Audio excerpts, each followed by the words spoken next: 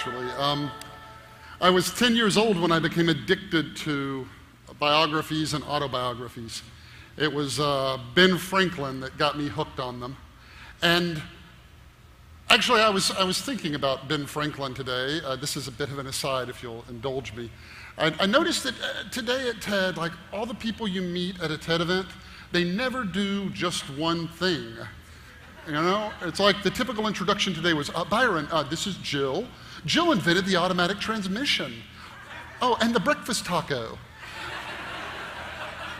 And it just dawned on me, you know, Ben Franklin would fit right in here. This is Ben. He invented bifocals. Oh, and the postal system.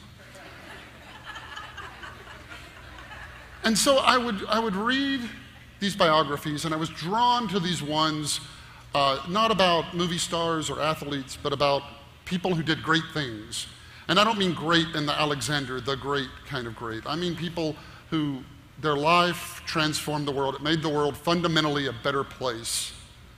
And the neat thing about it was they were all over any number of disciplines. They ranged from Marie Curie all the way to Plato, Da Vinci, to Sequoyah, who invented an entire written language by himself, to Jonas Salk, to Norman Borlaug. And if you don't know about Norman Borlaug is credited with saving 1 billion lives. I mean, like, who does that? You know, at some point you're just showing off, you know? And he was a botanist who helped make India and Mexico nations that exported food instead of importing it. And so he would fit in well here as well. This is Norman. He transformed agriculture. Oh, and saved 1 billion lives.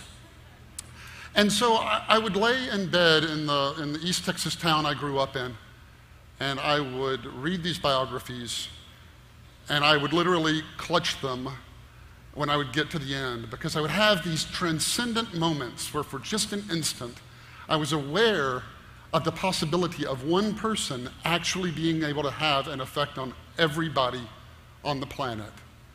And in those moments, I promised myself that when I grew up, I was going to be a great person who did great things. Now, by the time I was 15, this had taken form enough that I actually sat down and wrote on a list I still have, a list of my life goals. And next to each one of them, I wrote how long I thought it was going to take me to achieve it. And I summed it up, and I realized I needed to live to about 600. Now, although I was only 15, I immediately knew I had two choices. I could either pare the list way down, or I could become a vampire. Now, I'm giving this talk in broad daylight, so you can be reasonably sure I didn't go vampire, but I also didn't pare the list down, and so, you know, it's still a bit of a problem. Now, there are a lot of kids who are like me, you know, who are 15 or teenagers, and you know, all of my peers kind of, yeah, I'm going to grow up and change the world, yeah. And I noticed that as we aged, they tended to grow out of it. And this really concerned me, because I wondered if they knew something I didn't know, you know? Like they had the good sense to pass up, to let go of a childish, naive belief, the way you let go of a belief in, you know, Santa Claus or honest politicians or something like that. But I didn't think much of it, and in my 20s and 30s, I, you know, fought the good fight. I worked on my list, and until one day I found myself starting to call it into doubt. And I would think to myself, maybe I won't change the world. And my wife would jokingly try to comfort me and said she would be proud of me if I just changed the burned out light bulb in the closet. And that didn't help a lot. But I think the reason it bothered, that this kind of change in my attitude bothered me so much was that it felt a lot like I was settling. And I didn't want to settle, you know. And so a couple of years ago, I decided to look at this question, not emotionally, but very realistically and pragmatically, to figure out, is this a reasonable thing to even say, I'm gonna do something good that will help the whole world? And I wanted to understand what drove positive change in the world, like how it comes about. And I knew I wasn't gonna find, you know, some silver bullet or secret sauce or, you know, other metaphor of infallibility, sort of solution that would guarantee a certain outcome, but I just wanted to know if there were best practices. Or was it all just chance and dumb luck? And so I did an enormous number of interviews, and they're taking shape in the form of a book about how to change the world. Now, when you go and you talk to people and you say, you had these dreams when you were younger and you gave up on them, which is really pretty easy to find people who own that, and you say, why did you give up on your dreams? The first answer they generally give you is, I realized one person can't really make a difference. Now, the interesting thing about this reason is how obviously untrue it is. Norman Borlaug made a difference. He saved 1 billion lives pretty much all by himself. Rosa Parks made a difference. Mahatma Gandhi made a difference. There's often a central person that's the linchpin of some larger social change.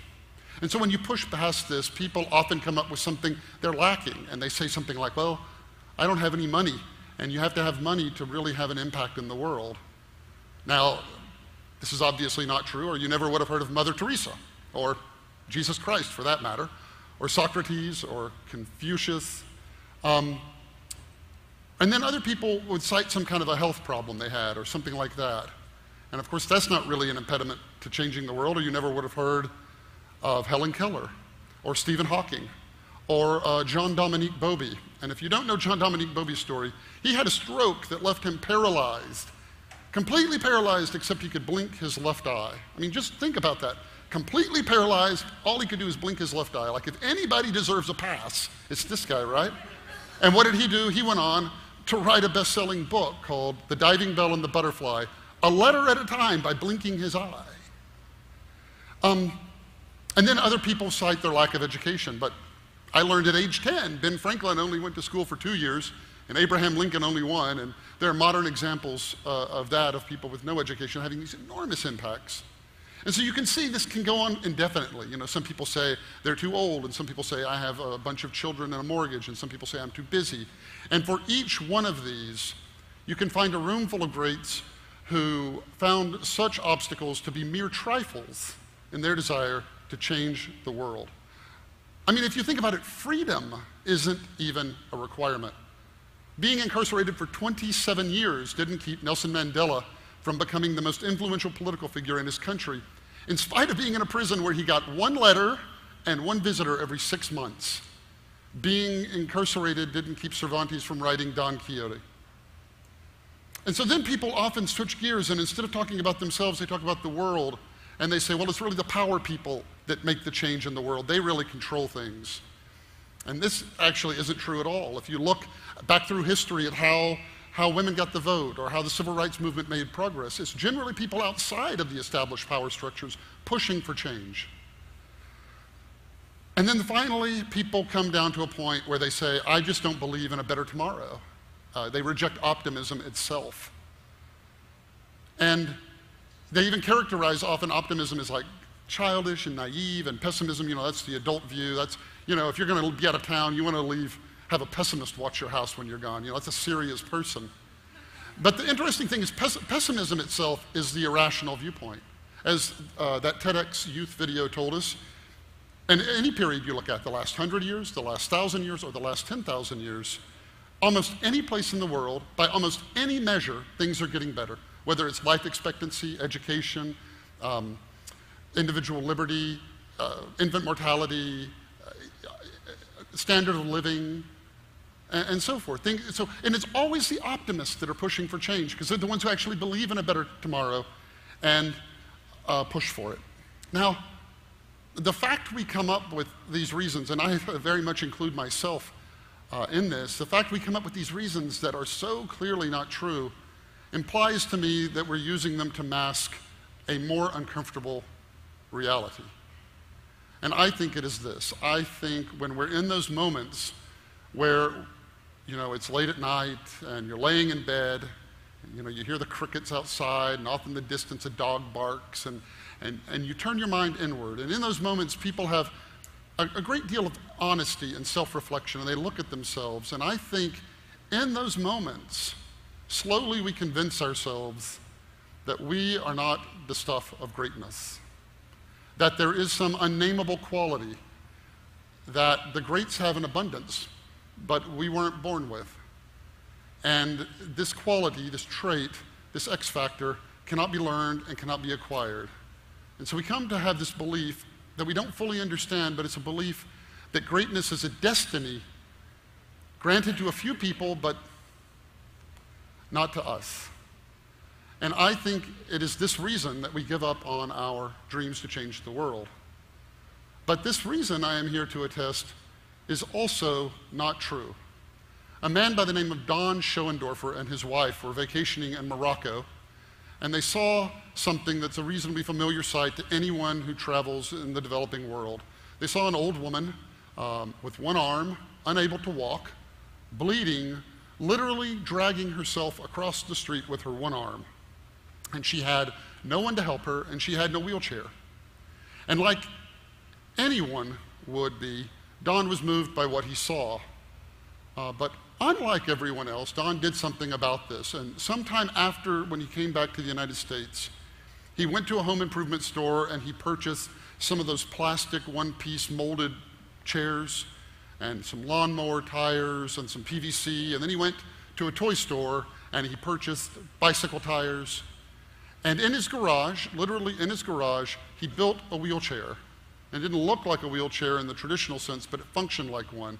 And it had some extra benefits. It was extremely durable. It could go over any terrain.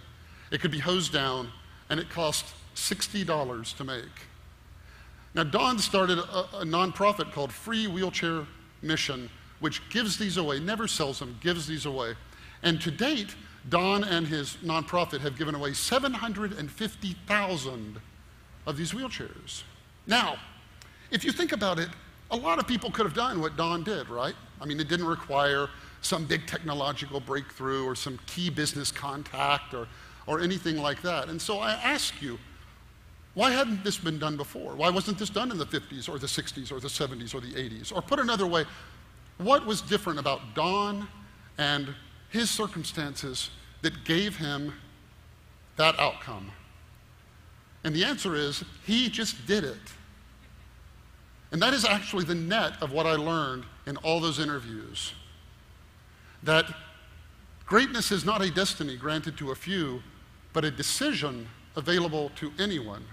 And that the main difference between people who change the world and people who don't is whether or not they've made that decision. And so that is the story of how I got my groove back. I dusted off my list of goals, and I ran a couple of classified ads looking for a vampire, and I got to work, because I have decided that I am going to change the world, and I invite you to do the same. Thank you. Thank you very much. Oh, thank you so much. Oh, thank you. Yeah, come back here. Oh, thank you. Okay. Couple questions that you probably have that I'm going to ask for you. Number one, it says that your book is about to be released, and guess what?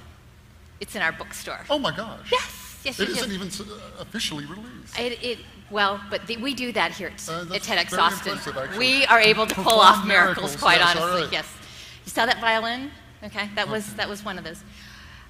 Tell me the name. I want you to share the name of your book. I love the title. So the book that is already out is called Infinite Progress. It's how technology and the internet will end ignorance, disease, poverty, hunger, and war. And the message is a better world is possible. And so the book I did all those interviews for is a book that doesn't have a name yet, but it basically says, and here's how we get there. Yeah. So. And you also said that in your book there's something to offend everyone? There is something to offend everyone. It's not ideological, so I apologize. I put humor in it. I tried to make it so people at least like me before they offend me, and maybe they'll give me the benefit, before I offend them, and maybe they'll give me the benefit of the doubt. And you have a couple of things that you've done to go ahead and change the world. I want you to tell me about the Negotiate one. Tell us. Oh, Share. well, that is something that I'm working on. It is called inegotiate.org, and it is, it's a frank acknowledgement that the problems of the world, she didn't tell me she was going to do this. It's a frank acknowledgement that the problems of the world are our problems and therefore ours to solve. And so you go and you find some issue you're passionate about. You know, it can be anything from, say, the Palestinian-Israeli conflict. And you go to this site and you register and you say, I am squarely on the side of the Israelis. And you're paired anonymously with somebody on the other side. And you disappear into a private area and you try to negotiate. You don't figure out who's right. You try to negotiate something that you both regard as better for you. And when you think you have something, you hit publish. And it goes out and it's voted on by both sets of constituencies. And things that get wide acceptance among both sides rise up in visibility.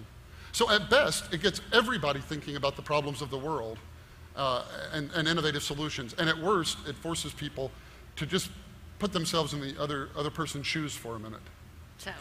So there are lots of those types of activities that he has initiated. So thank you very much for changing the world. Well, thank you so much.